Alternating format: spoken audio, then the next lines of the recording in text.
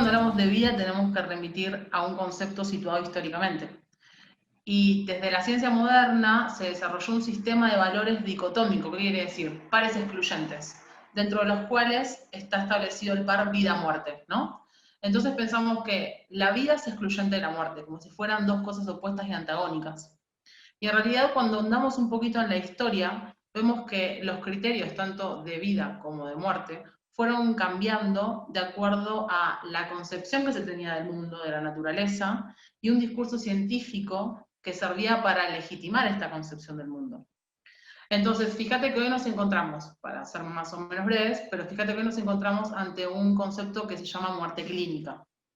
Por el siglo XIX se desarrolla la muerte clínica para crear un diagnóstico clínico objetivo de muerte, y que en principio se basa en el funcionamiento cardíaco y respiratorio, ¿no?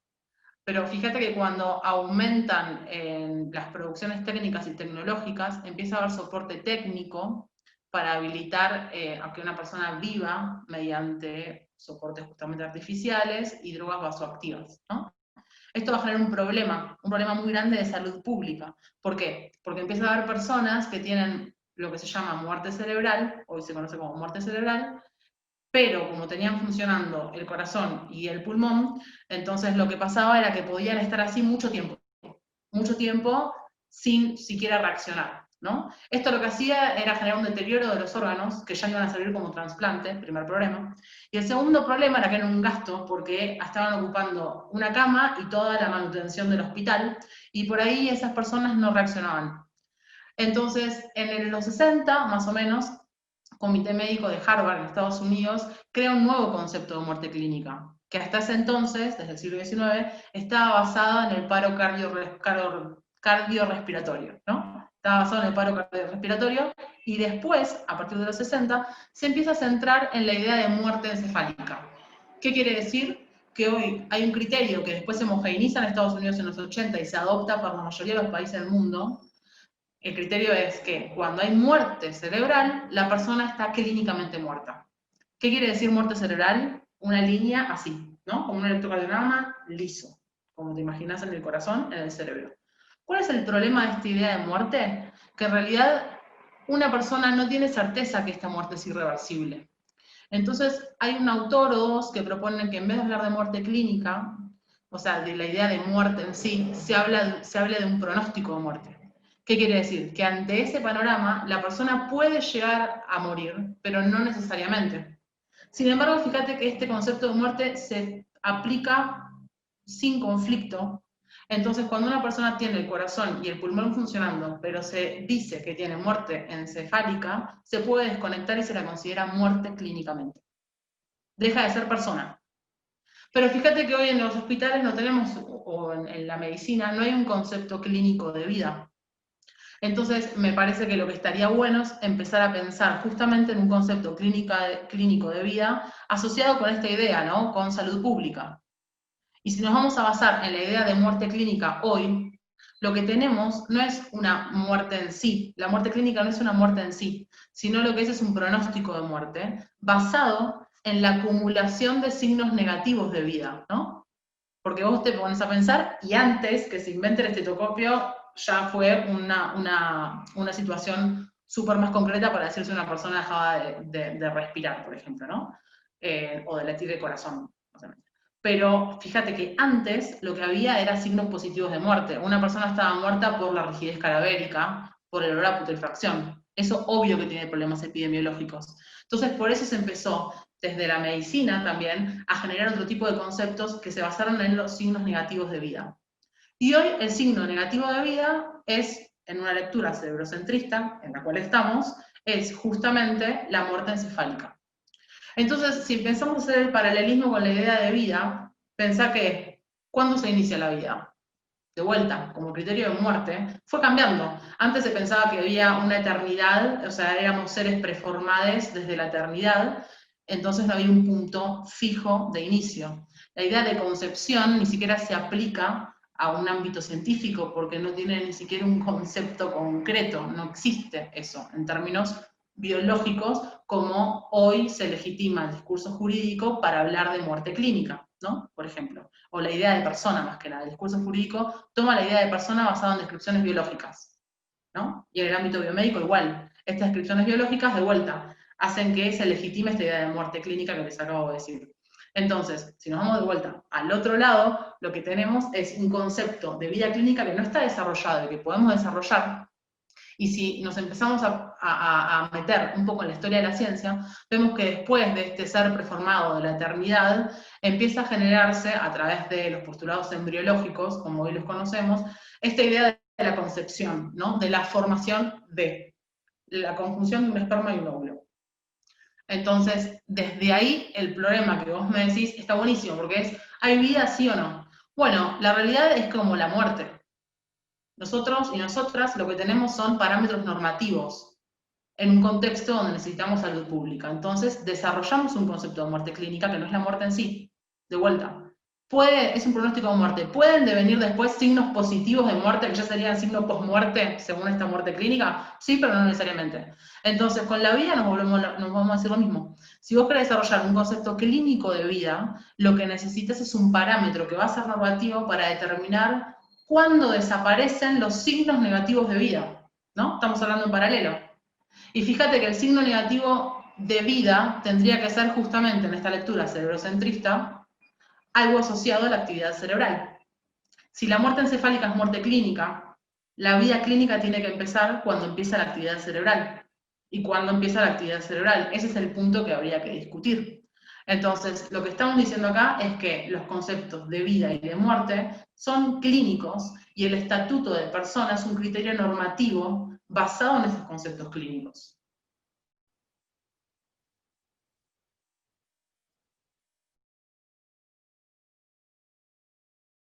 Aunado a lo que hablábamos, si la actividad cerebral podemos decir que no es en un punto preciso que va a empezar, porque estamos hablando de procesos. Cuando hablamos de muerte clínica y vida clínica, hablamos de procesos.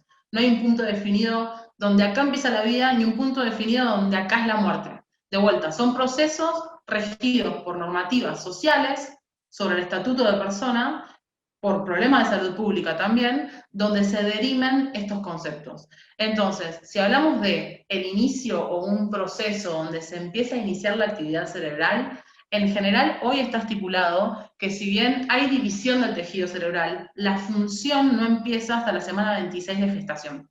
O sea, un cuerpo gestante no, sí, no sé si se hace pruebas, no va a haber, no se vería actividad cerebral hasta la semana 26 de gestación. Está un poco discutido si en la semana 25 podría el proceso de gestación sentir o no dolor, pero se dice que es muy poco plausible porque hay mucha síntesis endógena de sedantes, analgésicos. Pero vamos a discutir semana 25 o 26 si querés de gestación. El punto es que antes no se detecta actividad cerebral. ¿Qué quiere decir? Que antes de la semana 25 tenemos un encefalograma plano. Igual que cuando consideramos una persona muerta, o que fue persona, que está con un corazón y un pulmón latiendo en una cama de hospital, hoy se la desconecta para que sus órganos sean donables y para que desocupe una cama del hospital. Una persona con familia también, ¿no? Vamos a ser adulta por ahí, o no importa, una que ya fue persona, digamos. No dudamos en desconectarla aunque tenga un corazón y un pulmón funcionando. ¿Por qué? Porque hay un electroencefalograma plano. Consideramos que deja de ser sujeto de derecho. Entonces, si volvemos de vuelta, y me parece que lo que propongo es hacer desarrollar este concepto de vida clínica, que me pareciera como que me parece un poco menos hipócrita, ¿no? Con los discursos supuestamente pro la vida. Me parece que algo más profundo y complejo tendría que ser entender estos conceptos sobre la base del sistema de salud y de las normativas jurídicas. Entonces, yo propongo que desarrollemos este concepto de vida clínica para dejar de hablar de vida o muerte en criterios objetivos universales, porque eso no existe, porque está situado históricamente. Y si hoy tenemos la legalidad y el derecho y el permiso ético para desconectar a una persona, o lo que fue una persona, con un electroencefalograma plano, con un corazón y un pulmón latiendo, de la misma manera, si elaboramos este concepto de vida clínica, cuando vemos en un cuerpo gestante un proceso de gestación con un electroencefalograma plano, no tenemos vida, tenemos un pronóstico de vida. el pronóstico de vida que puede devenir o no en vida, de acuerdo a este criterio que tenemos, este signo negativo, digamos, de muerte, ¿no? O signo positivo de vida, que sería la actividad cerebral. No sabemos qué puede pasar hasta la semana 25 o 26 de esa gestación. Por ahí nunca va a tener esa actividad. No hay una vida en sí, hay un pronóstico de vida. Tienen que desaparecer los signos negativos de vida. El signo negativo de vida que tiene que desaparecer es este encefalograma plano. En la medida que no desaparezca, no hay vida, sino un pronóstico de vida. Entonces, conceptualizando de esa manera el concepto, justamente vida clínica, no podemos hablar de vida antes de que haya actividad cerebral, cuando tenemos un concepto de muerte clínica que nos dice que si no hay actividad cerebral, esa persona o ese ser deja de ser persona y puede ser habilitada la desconexión.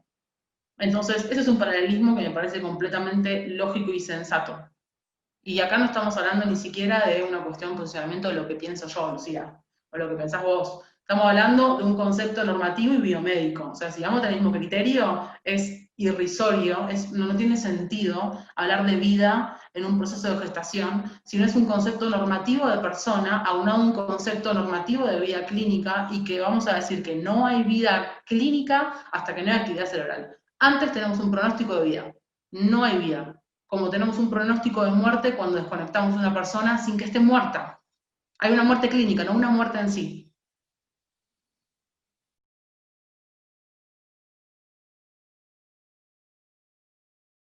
Bueno, si me preguntas si es un argumento desde el discurso neurocientífico dominante para generar autonomía en los cuerpos feminizados que tienen la posibilidad de gestar y una autonomía que implica en algún punto romper con ciertas jerarquías que hoy hay en los cuerpos entre la lectura de cuerpos, en este discurso neurocientífico no vamos a encontrar nada intencional, el predominante por lo menos.